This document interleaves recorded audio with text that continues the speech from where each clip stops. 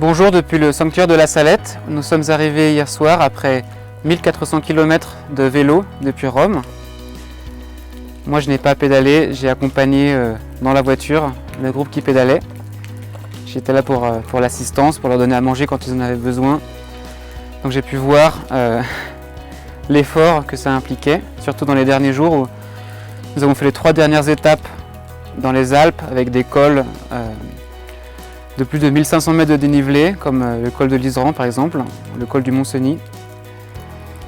Et les 2 derniers jours, il y avait de la pluie, donc c'était vraiment difficile pour eux, mais ils sont arrivés jusqu'au bout. Hier soir, ici, ils sont arrivés vers 18 h.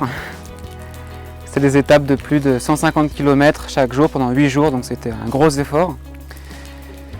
Mais ça en a valu la peine parce que la Sainte Vierge nous attendait ici dans sa maison.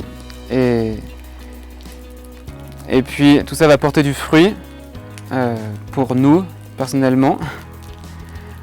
Aussi pour l'Athénée pontificale Regina Apostolorum, parce que c'est lui qui a eu l'initiative de faire ce pèlerinage en vélo.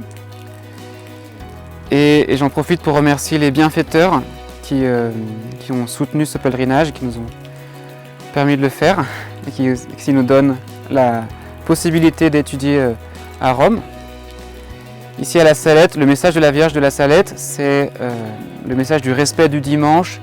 En fait, ça veut dire que c'est le rappel que Dieu a la première place dans notre vie, qu'il faut donner la priorité au Seigneur et pas à nos projets ou à nos propres intérêts. Donc ça c'est le message que la Sainte Vierge veut nous donner ici, et c'était aussi un peu le message de ce pèlerinage, que tous nos efforts ne valent rien si ce n'est pas pour Dieu, c'est lui qui a la priorité. Donc encore une fois un grand merci à tous nos bienfaiteurs et aussi aux membres et amis du Regnum Christi en France. Et puis moi je vais prier pour vous ici à la Salette. Voilà.